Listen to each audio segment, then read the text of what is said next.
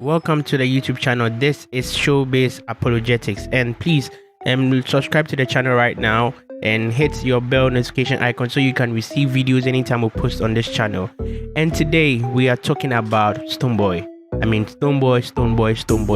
Stonebwoy was recently in an interview with Charlemagne the God, and then their Breakfast Club crew, and it was awesome. And if you haven't seen the video, I think that after this review you should go check the video out. Very insightful. I am not really a big fan of Stonebwoy, but he sold me out on this. I am really sold out on this one. Like, Stonebwoy was off the top.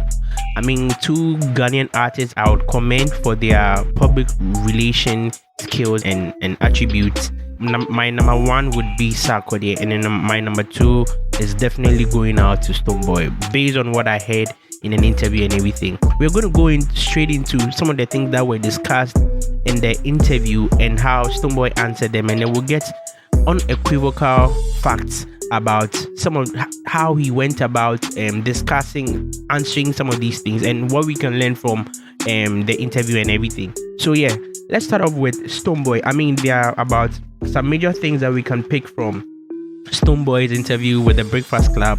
Number one is Stonebwoy is the very, like, if you want to go on these platforms, let me come back a little. If you want to go on these platforms, the number one thing is that you need to be very knowledgeable, because you realize that during the interview Stonebwoy was thrown with so many questions at different angles, some of them tackling politics, some of them tackling world history, some of them tackling culture, some of them tackling music, some of them tackling personal lives and everything. Like these, like, you should be all rounded, you should be very prepared and invested. Some of the things that you've done in the past that you're not so proud of, all of these questions are going to be asked. And so sometimes I've worked in the media space for close to 6 years, and then you realize that when artists come for interview and then you pose a certain question to them and then they feel offended because you didn't tell them you're going to ask these questions. Come on, listen, it's no way possible that these questions that Stonebwoy was asked were premeditated questions or scripted questions that had been discussed with him before the interview. These questions are questions that they just asked him, even though the presenters did their own research, but these questions were questions that the presenters posed to Stonebwoy and he had to answer them.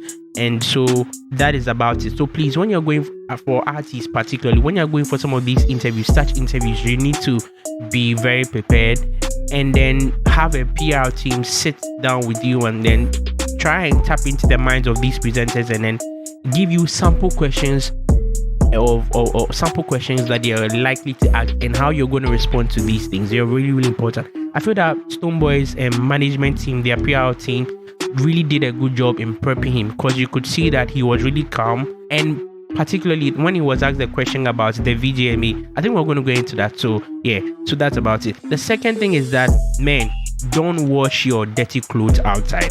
When you go on these platforms, you go on for these interviews, don't wash your dirty clothes outside, right? We saw Stonebwoy do this perfectly well without any tint of dirt. Like, he went in there to represent Ghana and then represent the continent, and then he did that really well. Like, he didn't sell our dirty clothes outside. He didn't put out any bad PR or anything that would jeopardize our reputation or anything. He did really well on that. The third thing that I realized about this interview was that, man, you have to be very collected. You have to be very collected in your thoughts. Some of these people, they can ask you questions that you answer, and then they come back with a follow-up question, and it looks like the answer that you give to the very first question, it looks like now the follow-up question, the answer you've also given to the follow-up question sounds or looks like a lie. They cannot be on that. So you have to there has to be preparation and prepping. You have to be really collected. And the last thing is that, I mean, I've spoken about having a strong PR game. I mean, I think going into the interview, Stonebwoy really did have that. I think he had a lot of preparation going into the interview, and then everything that he answered or said in the interview over there was spot on. Even at times where they wanted to pin him to the wall by asking some questions and everything, getting his opinions and on some things, I mean, he really handled that really well. And also lastly, I think that one of the things you can pick up from there, I think I've said this already, but I want to re-echo and re-emphasize, one of the things that we need to do, particularly as artists and people in the music space, is that we have to like have good knowledge of the world around us.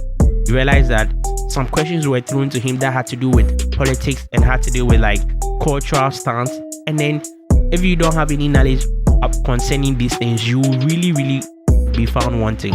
So Stonebwoy he really did justice to the interview, and I think the person who actually did benefit from this interview very well was Stonebwoy. No two ways about that. So let's get into some of the things that were said in the interview really quickly, and let's wrap it up right now. The very first thing that I noticed in the interview was the people trying to get Stonebwoy's mind or perception about how the Nigerian artists are winning, and it looks like the Ghanaian artists are some way somehow somewhat lagging behind. And his answer to that was very simple. He said, bro, if the Nigerian brothers are winning, they are winning because they are winning. They are putting in the work.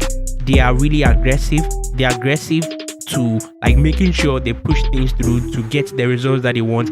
And their mindset towards their music is really exceptional. So that is the reason why they are getting all the accolades. They are getting all the bars. They are getting all the trends and then the results that they are getting. But regardless, if Nigeria wins, we still win. We all know the feud or the battle that lies between Ghana and Nigeria. That unending banter and battle, even with Ghana Jollof and Nigeria Jollof in football, in politics, in everything, and even in music is really like a big thing out there, right? Where Ghanaian artists are always compared to Nigerian artists, what so forth and what so not, all of those things, right?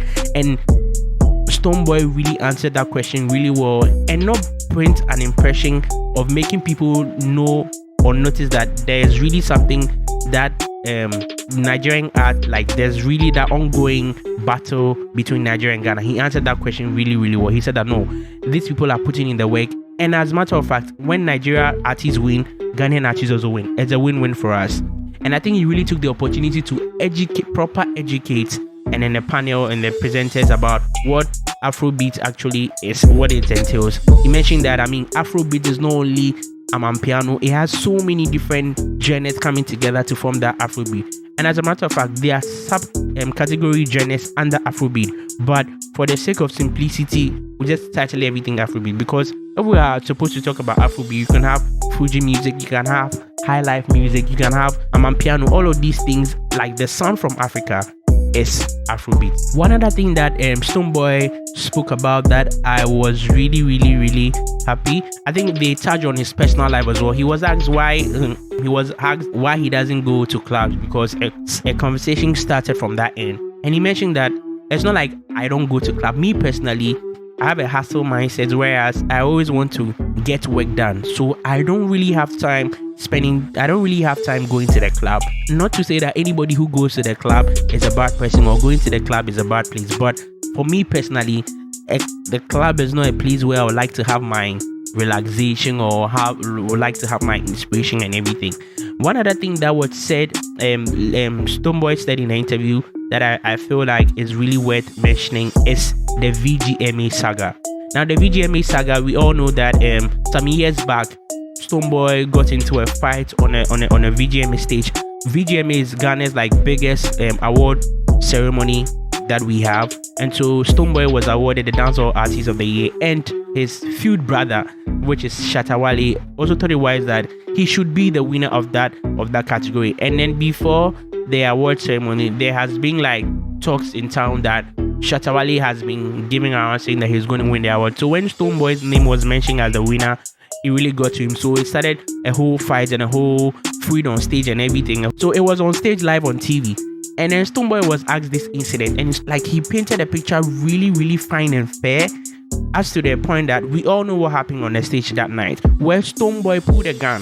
But in the interview, he didn't mention he pulled a gun. He only said that no, weapons were involved. As to who pulled the gun, he didn't mention. And then this is to cement what I said in the beginning of the video, that Stonebwoy really went into the interview very prepared, because for someone who has had this opportunity, or someone who would want to be truthful, the person who said that, oh, I was the one that pulled the gun, etc, but you're trying to build a brand, you're trying to build brand identity, whereas you don't want them to carry you in a setting, have a certain mental picture of you. So it's not like you are lying, you tell the story, but then you leave certain details out there so that people don't get to have you in a certain perception, right? And I think it was a good thing. As I said earlier on, the person who actually benefited from this interview 100% is Stonebwoy. So I mean, yeah, so the VGMA thing, he answered it really well, and leaving out certain details which I feel was really smart, because if he had said those things, I mean, it's a big platform. The Breakfast Club has about 8.1 million listeners every single month as at 2020. So we are looking at in 2023 a double of that figure, of about say 10 million. Let's just say 2 million being added on. We have about say 10 million monthly listeners listening to the Breakfast Club every month. That is some whooping numbers, right? And so it's a very big platform, and there's so many A-list artists. Talk about Rick Ross, Chris Brown, like, I mean, every industry influencer, and then every industry like executive, like the big names out there, have been on this platform. They subscribe to this platform, they follow this platform, right? And so if you've had the opportunity to be on this platform and then share your story and then share your music with people, I mean, it's a very good place for you to build brand perception and brand identity as to how you want people to have look at you. So I think it was a really good thing that the Stonebwoy's management did, right? And one last thing that I would like to talk about is religion. As I said, the interview was a mixed bag out. You should go check the interview out, right? You should go check the interview out. I just want to just paint just give you a just brief analysis of how the interview went, and then some of the things that our fellow artists can also pick from these interview and everything. So they touch on political, they touch on social issues, which I began the video by saying that, I mean, if you want to be on these platforms, you have to really be vested in knowledge. You have to be 100% prepared, right? These platforms are not for like coming ups, or they are not for people who have not been prepared, or who have not been through the time, or who have not had certain life experiences. You get it? Yeah. So basically, that is it for now. And also, this is my advice for fellow artists or fellow managers and everything. Now, this is it, right? They listen to your music. I remember a question was Stonebwoy was asked a question where he was like, you said this in your music, what did you mean by that? Listen, everything that you're doing, you're putting it out there, you're putting it on the internet. People are watching, right? People they have their eyes on it. When you go on some of these platforms, these things are going to come to you one way or the other. Like, they are, even after so many years of that incident happening, these things are going to come at you. Like, they are going to probe into your things and bring all of these things. So as a Ghanaian artist, or as a Kenyan artist, or as a Malawi artist, or whichever country you are from, anything that you do, I know every artist aspires to get to certain altitudes in their music career, right? You would like to be on some of these platforms to share your story and everything. Please be mindful of what you do and what you say anytime you have a platform on any other place, because all of these things, as they are documented, they can come back hunting you. Also, these people research, like they dig deep and research. They can even ask you, maybe when you were in an interview 16 years ago, you said something in that interview. They can dig deep and bring that conversation, bring that thing that you said 16 years ago, right? And so please, as I said, be really mindful of some of the things that we discussed about. And also, history questions, I think we talked about that. You have to really be vested in knowledge and everything. Yeah, so pretty much this was what transpired at the Breakfast Club morning show with Stonebwoy, the very first Ghanaian artist to be on that show for an interview. Is a great feat for for Ghana music and then for African music as well. I mean, a couple of I think Davido and Brenna they've been on the show, but it's a great feat for Ghana particularly. Yeah, but someone will say, why is why is this an achievement? I mean, it's an achievement. Come think of it, like think about it. It's an achievement because listen, this show has, as I said earlier on, 8.1 million monthly listeners. 8.1 monthly listeners. I mean, come on. Everybody wants that platform. So I mean, it's a great fit for Ghana music and everything. So yeah, this is my little review of Stonebwoy's interview with the Breakfast Club, Charlemagne the God, and DJ Envy, and then the other lady that was on the show. It was a really insightful interview. I think my best interview so far. We've been in January, like so far, my best interview so far. So please, artists listening to this, watching this video right now, listening to me right now, please, let's be very mindful of our online reputation. And then to end it all, before this video, I watched I took a glance on their Instagram handle, and I realized that the question that was asked about Stonebwoy's fight with Shatawale on VGMA has been posted on that platform. You see, something that happened 16 years ago, something that happened about 5 years ago or 4 years ago or 6 years ago has now come back into publicity. You get it? So please, let's be mindful of some of the things that we do online, some of the things that we say, and then the type of brand perception or brand identity that we build around our music. Yeah, so this has been Showbiz Apologetics. We say things as they are, we educate and we teach, and we speak the unequivocal facts and truth. So make a day with us another time. Please like and subscribe to this YouTube channel. Turn on your bell notification icon, and I'm going to catch you on the flip. Bye.